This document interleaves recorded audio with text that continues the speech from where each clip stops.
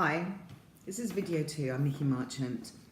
So in the first video we talked about emotions behind eating and reasons behind behaviours that we may have got into habits that we may find are not actually serving us to best effect. And we ended up talking about some of the emotions behind eating that spelled facts: fear, anger, tension and shame. And I just want to take us through those. So these are our feelings behind eating. So fear, let's start with that one, is an interesting emotion, and it's really the basis of all the others. And it's our power that comes from a place of joy. And if we actually imagine our secret dream is that in that moment, it is what brings us joy and bliss. And it's that feeling of source of love and creativity to all our power.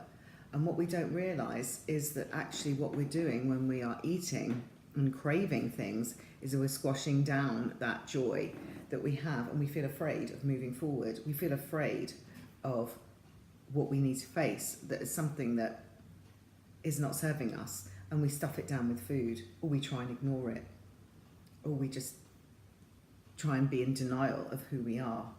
And by a strange thing, fear is actually about feeling separated. And while we believe we are in our bodies, we can actually also call on spiritual helpers to actually help us clear this. So that might be your own spirituality, it might be praying to God or a higher consciousness or angels. And the best way to heal that is actually to ask for help to clear that. Because fear blocks us from just pure joy. There are only two emotions, fear and love. And if for some reason we're feeling fear, we're not feeling the love by definition.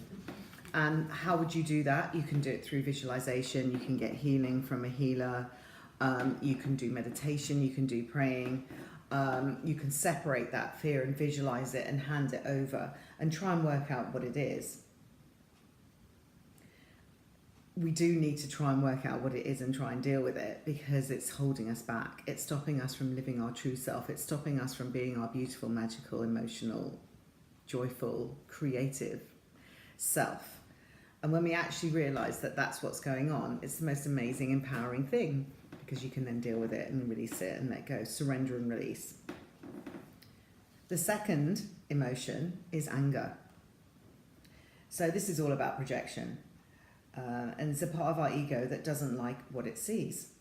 So it fires out, it lashes out. And it's the lower self that sees itself separated like this and sees it as loveless. Anger is something that's separated from us, and it's like this other energy that comes in when we're feeling loveless, when we're not feeling in control, and we're not. It's built up fear, basically. It may be somebody that's annoying us or irritating us or making us feel guilty. It's about judgments, and it's our lower selves that pay a heavy price for this by judging another.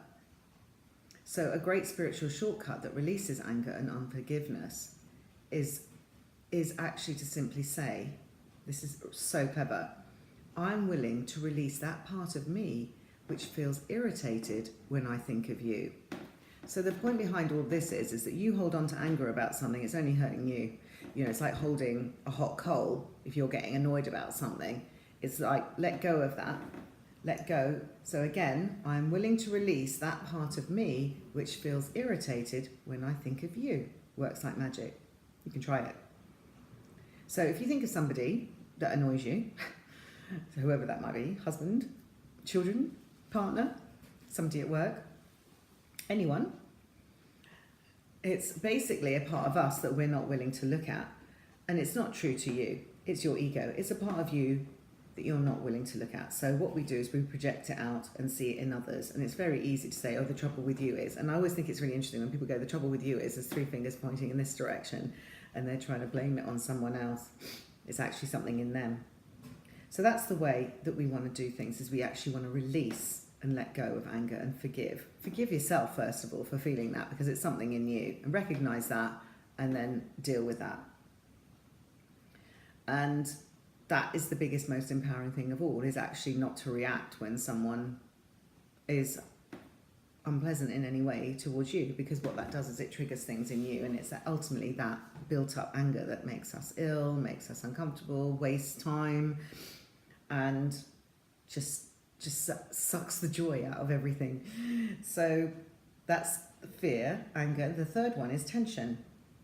So that's uptight, that's stress, that's frustration.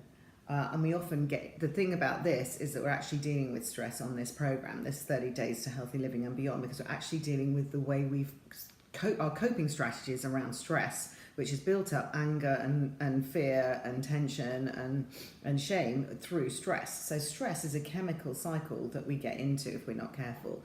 So what happens then is that the body takes the hit. That's full on acidity. It's really hardcore. For example, if we go to a job that we can't stand, or we're in a relationship that is just abusive or not fun in any way, the normal way of living is actually people tend to need coffee or tea or some kind of very strong caffeine to get them up in the morning. Like you see all these guys in the city on the way to work grabbing a coffee and a croissant. That is literally pure acidity right there. That is no nutrition in that. That is pure adrenaline kick to get them up and get them going. That creates a lot of stress, creates a lot of tension. And essentially they're then trapped in this cycle. And if you're trapped in your life, you then create this cycle of kind of chemicals which actually trap you as well, which is horribly, horribly dangerous.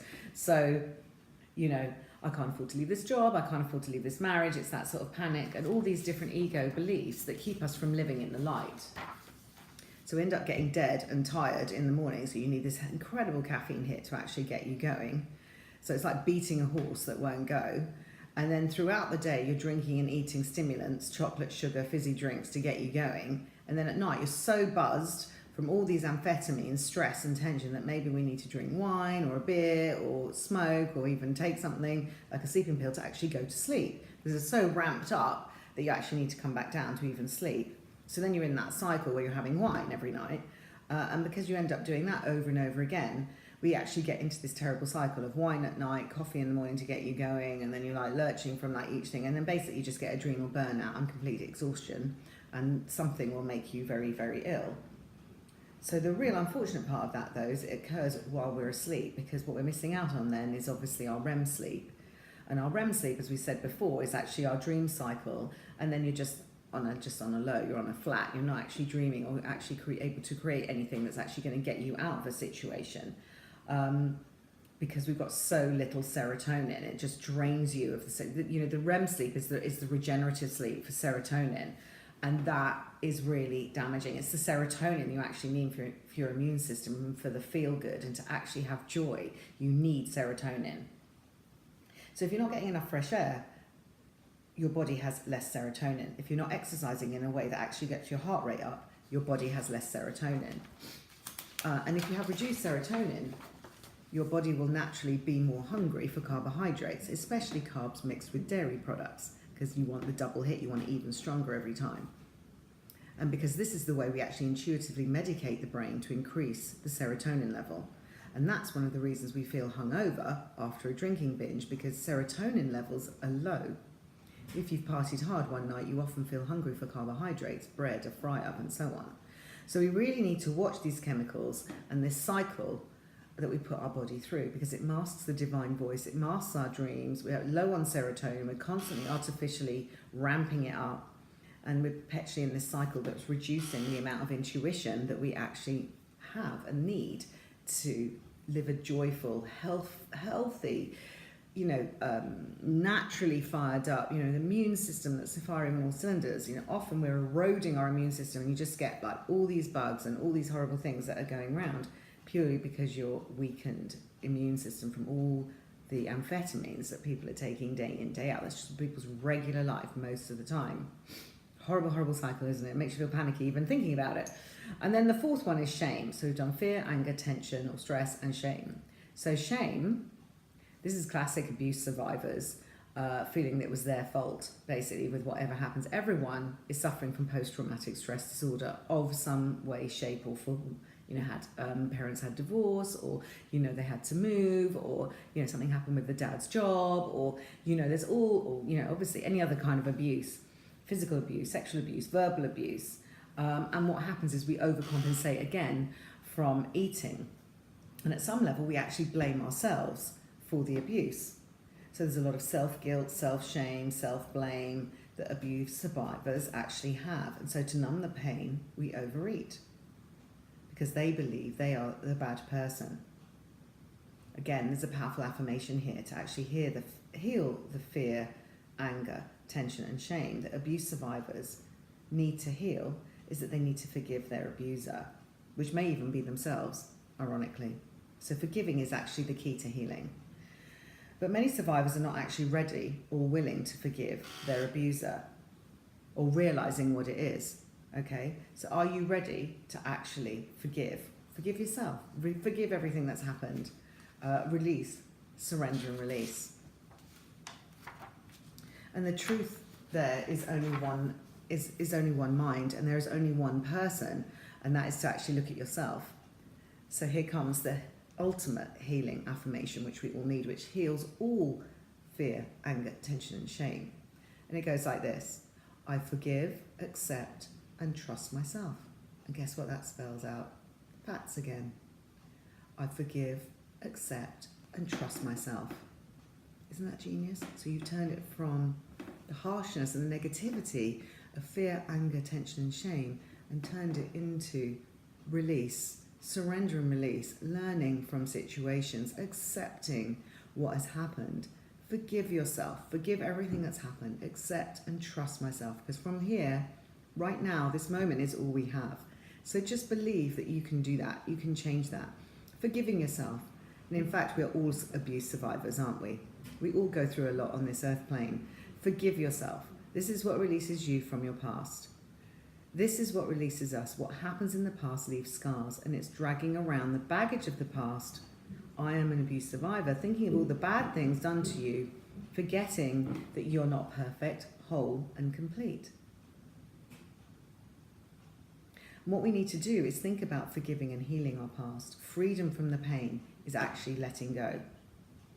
So for example, if you think of our dog, Ozzy, he wants to play, he brings me a toy, but he won't let me, he goes, he's got a ball in his mouth. I'm like, okay, Ozzy, if you want me to play, I have to get the ball out of it. You have to give me the ball, or you have to let me take I actually have to pull the ball out of his mouth and like throw it for him. And then of course he goes chasing off to get it, and then he brings it back, but then he won't let me have it again. So that's what we're like, isn't it? We're so like Ozzy, we won't let go. So what we have to do is drop the one thing that's standing in our own way.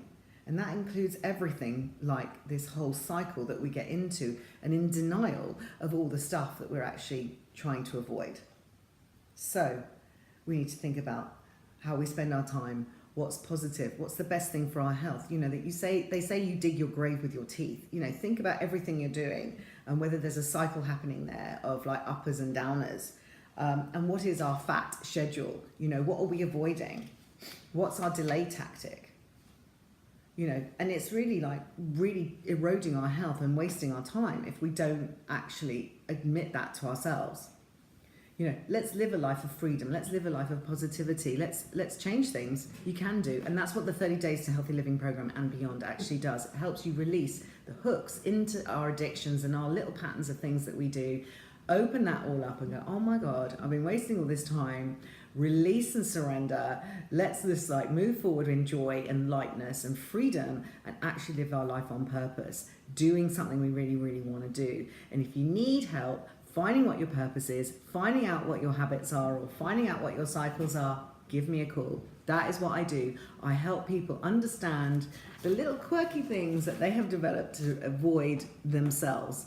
And it's a beautiful, magical thing when people actually do that. So, you know, I've got angel cards, I've got all kinds of healing things, and there's lots of different ways you can do that. So, you know, thank you for watching. Thank you for listening.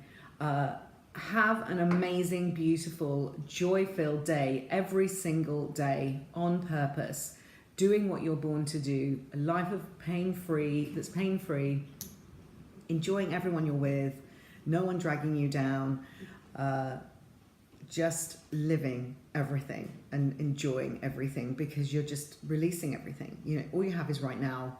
Enjoy it, make the most of it. We've got so much we need to do in this lifetime, and I feel honored to have shared this time with you. Namaste. A bit of music now.